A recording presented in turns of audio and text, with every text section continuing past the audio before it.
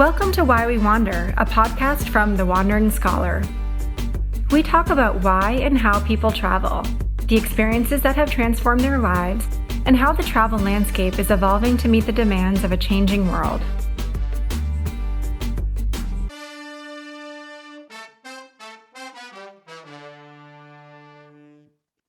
So it's been a while since our last episode that we actually recorded together.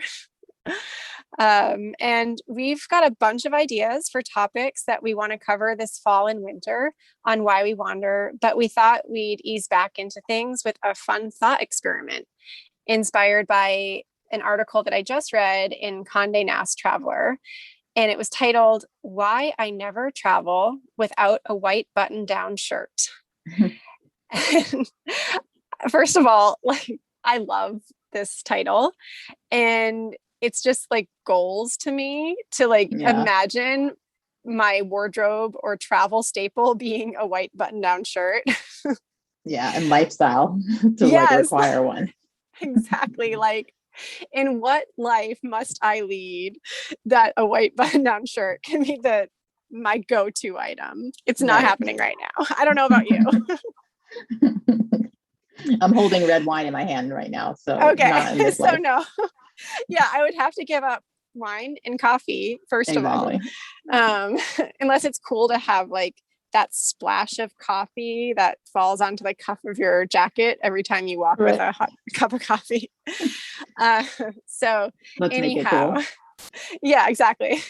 But to be fair, the author, whose name is Rebecca Pepler, will link to the article so everybody else can read it and see some of the shirts that she recommends.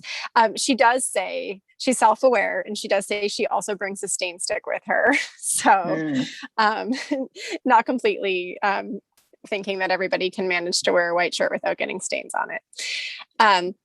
But anyhow, I just love this idea because I love being organized when I travel. I love being consistent to a certain extent, having sort of my go-to bag and what I put in it, so that I don't have to think that much about what I'm packing. And, also it just kind of gets to this idea of being intentional about what you're bringing, which is something that we talk about a lot.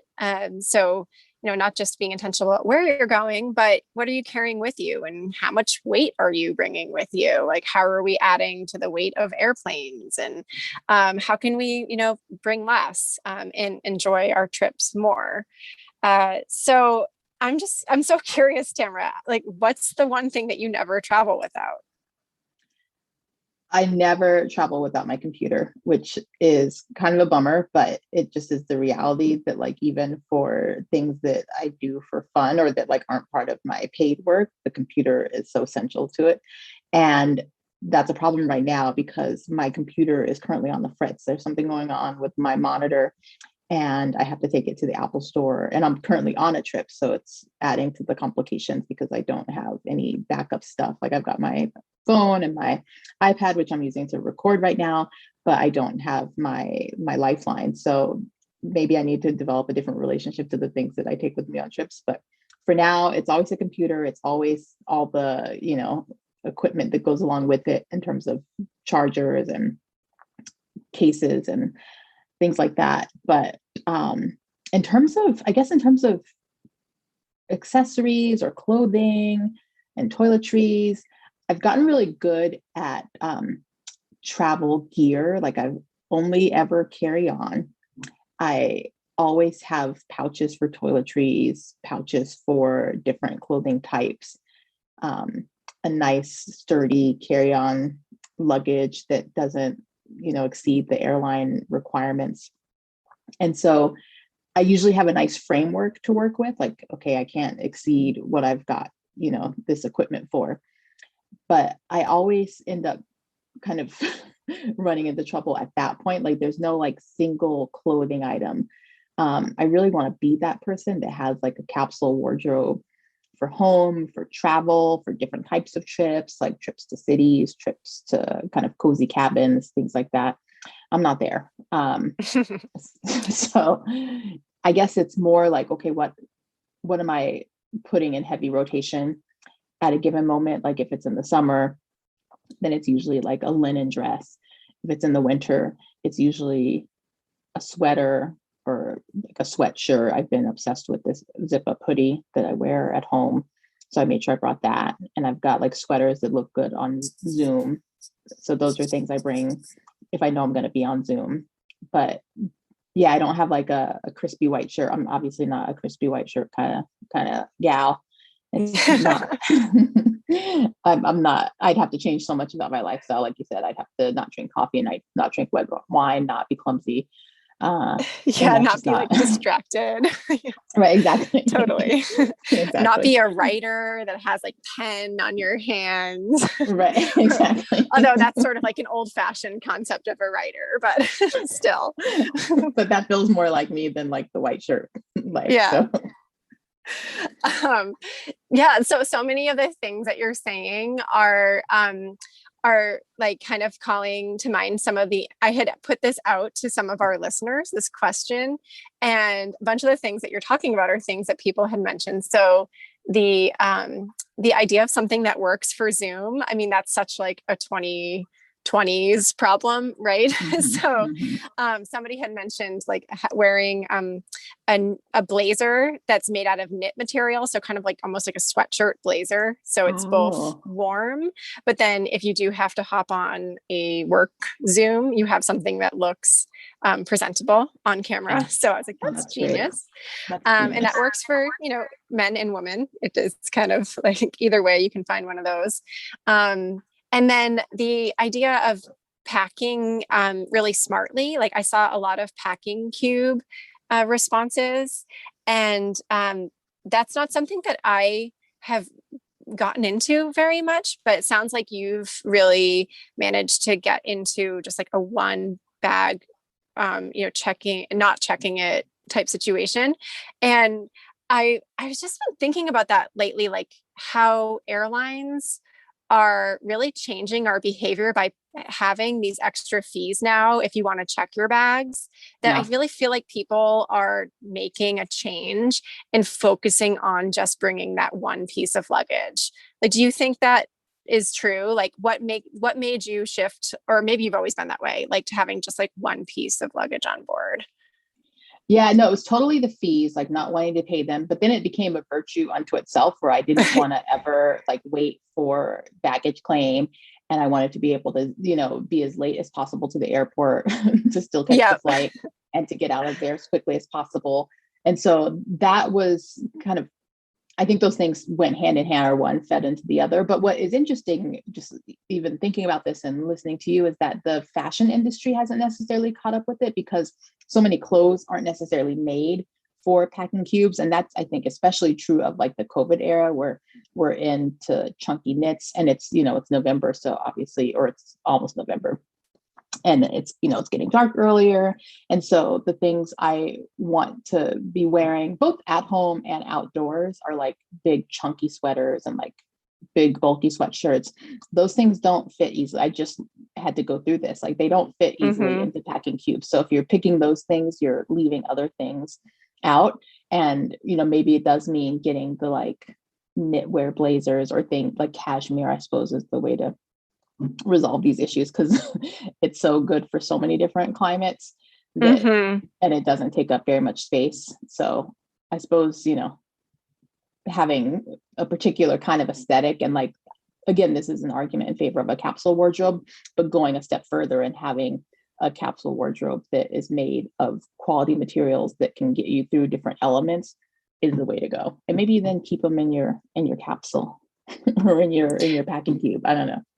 Yeah, totally. Yeah. I think one thing that I've recently been wearing nonstop for like the past 2 years, except for really hot months in the summer, has been one of those super, super lightweight down jackets where, it's kind of like the packable down where it came with like a little bag. But what's funny about the one that I have is that it's cut like a blazer, actually. So it has like a collar. So it almost can pass as something that looks like a little bit pulled together. It doesn't just look like, a technical jacket.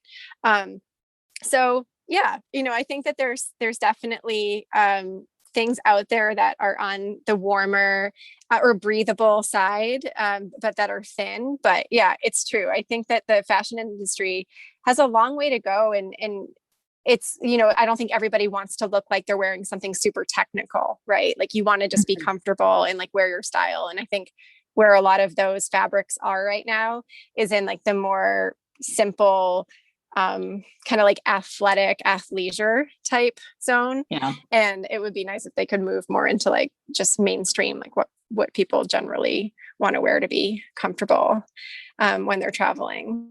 Yeah. So not look like they're necessarily running like 100-mile race in the airport. Right. Exactly. Or, going to a business meeting, right? Because there's something in between those two things. I don't know that we've always landed there, but it sounds like this jacket of yours, first of all, we should include it on the, on our Instagram as part of our episode promo. But I also wonder, is that your, like, I don't leave home without it, or is there something else that is kind of always in your luggage? Well, I mean, that jacket's been like my more like I don't leave home for the past 2 years. Therefore, I just wear it all the time. But I would say the thing that I have for a long time traveled with is always bringing some kind of lightweight sarong / scarf. So it's like, I since I was a teenager until now. So something that like you can wear if you're at the beach as a sarong, or you can lie on if you're just out somewhere, like either a picnic or on the beach or just somewhere where you want to lie something out and sit on it.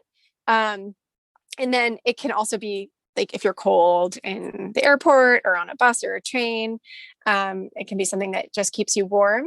And I've even used it kind of like in places where, like if I've been at a hostel and I felt like not like I wanted to necessarily really be lying on the bed, I've used it as my kind of like, this is my home sheet that like makes me feel at home and smells like home because it's like my scarf. So it can really fill a lot of purposes. And it's so, typically, I mean, I've had different ones. I had one that like was multicolor. It had like all these different colors that you wouldn't normally think of putting together, but I love those kinds of things because then it matches everything. And I used it to death to the point where like it got like a tear down the middle. It's just, and I just loved that fabric. So I think, I actually kind of need an updated version of this. I've had different ones throughout the years. But it's basically my blankie. So my blankie of adulthood. And well, you wear that on the airplane too, right? Like that when the flights get cold and the, blankets they hand out get too like crispy or gross, then you've got that and you don't have to wait until, And I mean, I'm not this, I don't have this kind of ingenuity really to do this in practice, but you could turn it into like even a bag, like those kinds of like, you could tie it up and put it over your shoulder. And like, if you had like a wet bathing suit you needed to throw in, so it's like a dirndl. Exactly. Like it can fill a lot of purposes. Just so tie I think it to a stick. Yeah. Precisely. I've never done that, but I've thought I could do that. Like I said, okay, well, this is another purpose for having this.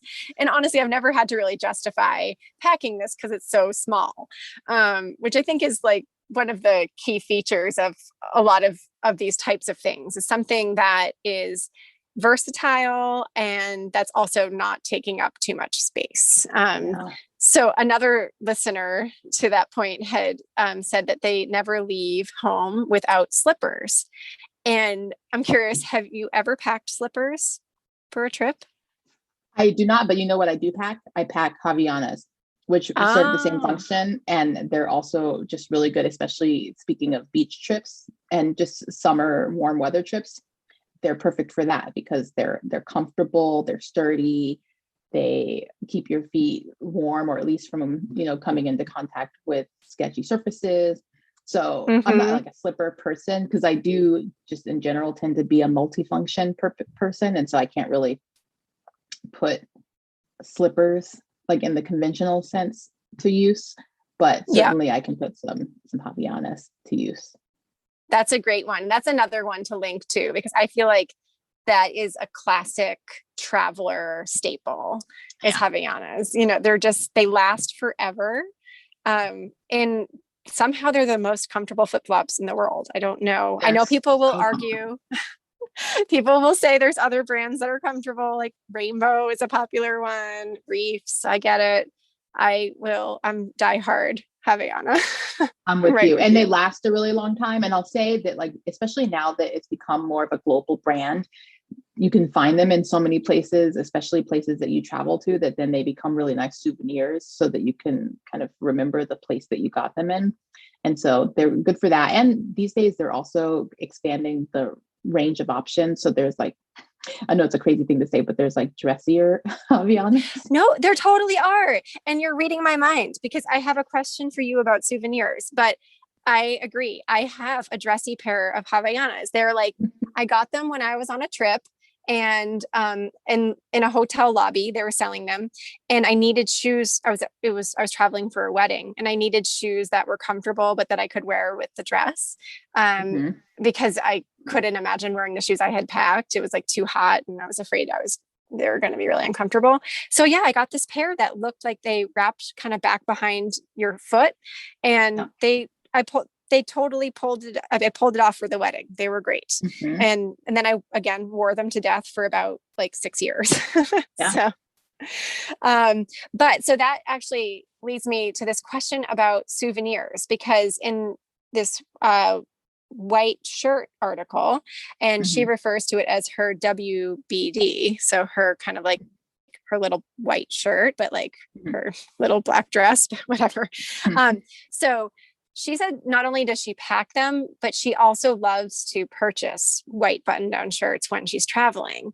And I love how she talks about this. She says, because putting one on back home allows me to momentarily slip back into the places I've been and the person I was while visiting. And I just love that. And I'm curious if there is something, and maybe you've already said it, but something that you love to buy repeatedly when you travel.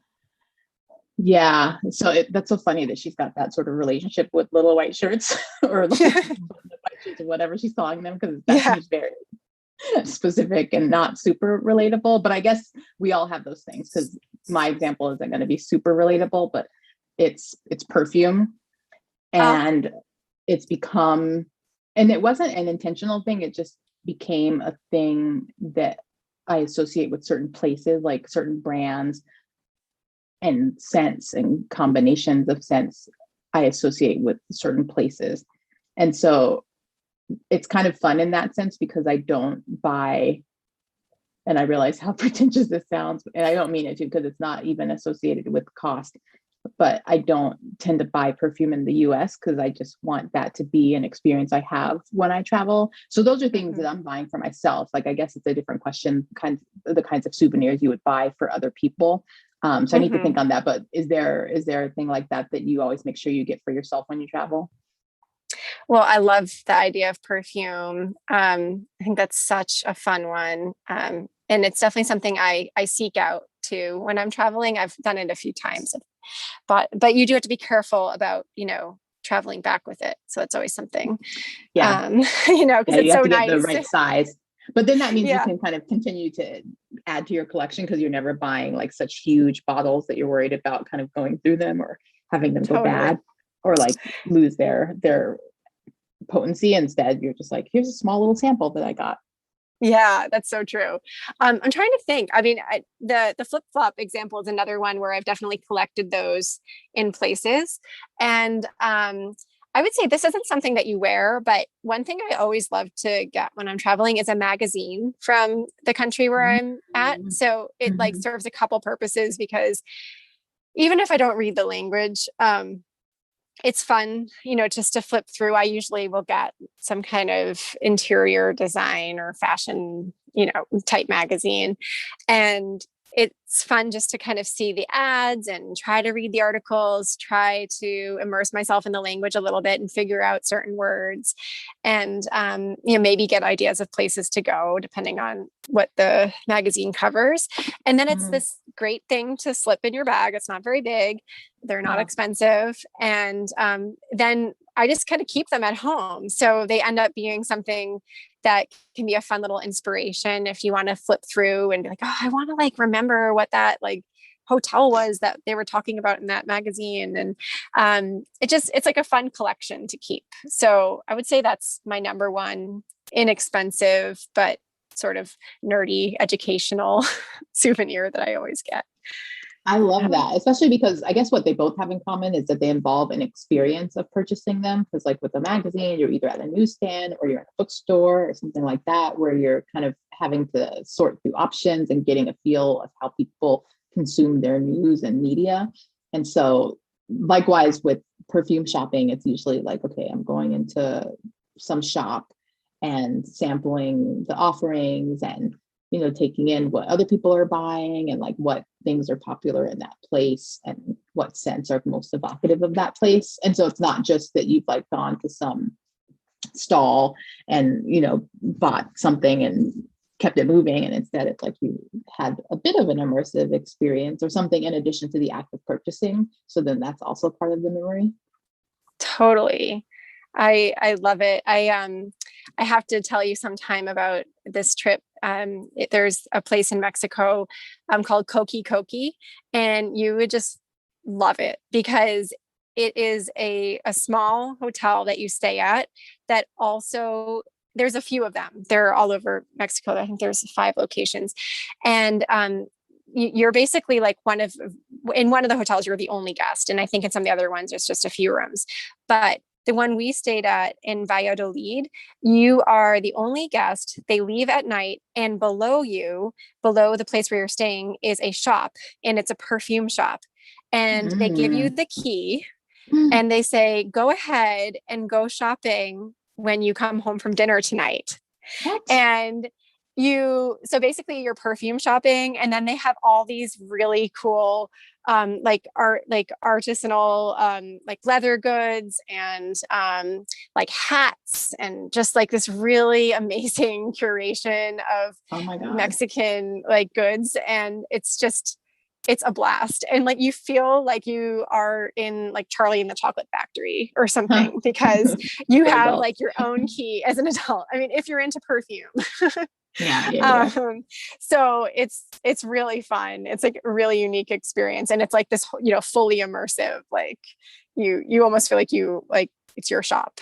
So, that sounds amazing. And the part of it that is especially amazing is the kind of solitude that's involved, because then you're not because sometimes what can be overwhelming is like having to make the decision or respond to the salesperson, especially if you don't speak the language or you're not really sure of what you like. And so it's nice to kind of be able to be on your own. Although I think what's tricky sometimes with buying perfume is that you can overwhelm your sense or overwhelm your sense of smell. And so what's nice about having someone behind the counter is that they can kind of function as guardrails where they're like, okay, now you need to smell some coffee, or now you need to kind of step outside. Yeah. I know I would go crazy and then like lose all sense. That's so funny. Yeah. And if somebody's really good at at doing it, they also love to talk about the scents and the I forget how they talk about it, but like the notes that are in that scent. Yeah. So I have like a final thought for you, a final question. So we're talking a lot about what we bring as, I would say, like more seasoned travelers. And so we've kind of like, you live, you learn, you figure out what you really need. And I'm curious if you put yourself back to like when you were first taking your, first big trips, like first kind of like immersive trips internationally, like whether it's study abroad or something for work. What were some things that you learned at that stage that you really should bring with you on your trips? It's so funny because as you were asking the question, my mind immediately went to those passport holders that I feel like, I don't know if they're even like available to purchase now, but I just remember they were such a staple of my youth and like study abroad experiences. They were always the first thing I either bought or made sure I had on hand, like either the ones that could kind of go across, like the crossbody passport holder that could then go under your shirt, or the one that would be kind of like a fanny pack and that would like lay flat against your torso and again under your clothes. I remember, and it's so funny to think back on, because some of it had to do with like the locations that I was traveling to and the, real concern with having your passport stolen, and, always making sure that you had cash both easily accessible and like close to your body in case your bag got taken away or something. But I associate it with just like a sense of anxiety too, that like, oh my God, someone's going to take my passport, someone's going to try to take my money. And it was never ultimately like a good feeling to travel with. And so and maybe it's also just kind of my own like lackadaisical approach to it now as an adult that I probably need to get more of a handle on. And also my like obsession with like passport wallets that's coming up, and that I just can't really picture having the holster. But like, that's funny. It's just like when I think of traveling, like study abroad in particular, I think of those passport holsters more than anything else. Yeah, I definitely had one. I had the one that you're describing that was like a lay flat one. I think my grandmother got it for me and I totally used it. I kept the passport and then some money in there. The other thing that she gave me, I think this was for my first trip when I went to Mexico in high school, was this funny little thing, like a little wallet made out of fabric, kind of like a coin purse, I guess you could say, that you would, it had like a little snap and you would snap it around your bra, around the strap. Yeah. So it would be like under your shirt, and like you could just like, if you were going out at night, you would have your money there and, or have some money there just in case, basically. So if you lost your wallet, you would still have, money to take a taxi home. And I thought that was so ingenious. I loved it. So I just thought it was cool that she gave it to me. They're so cool. But then I also think about the experience and remember the experience of trying to access them. You're kind of having to strip down, right? You're having to hold on, let me lift up my shirt to get my wallet. Yeah, that part was a little bit odd. Like at the airport, this is more like a little like if you need it kind of thing. Like when people hide a 20 in their where you fill your gas. Like, sometimes people put a 20 there like just in case of emergency. Only if you're super prepared. Right. It's so funny. I wonder, that's such a rite of passage, it seems. Yeah. I do think they still sell them. But I don't know. I think it's just a stage that you're in and like, then you find them, but I don't think they're heavily advertised, the passport holders. Which is so funny, right? Because these trips that we took were before the internet and before, because I feel like there's so many websites now that have these like packing lists, and so many tour companies have packing lists, like the tour companies that we send our scholars on trips with have packing lists.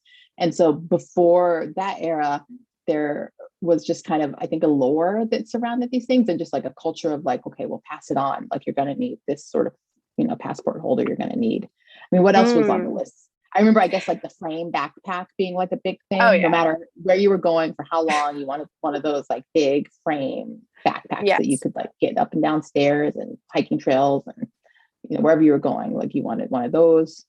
You needed Tivas or Chacos or something like water sandals. Again, no matter where you were going, you needed Tivas. London.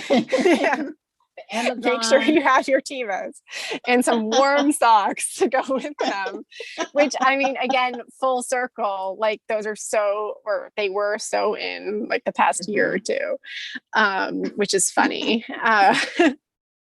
Well, so one thing that I feel like was on a list when I was packing, and which is why I did it. And I have since stopped bringing this with me, but is like a little photo album of people that you love.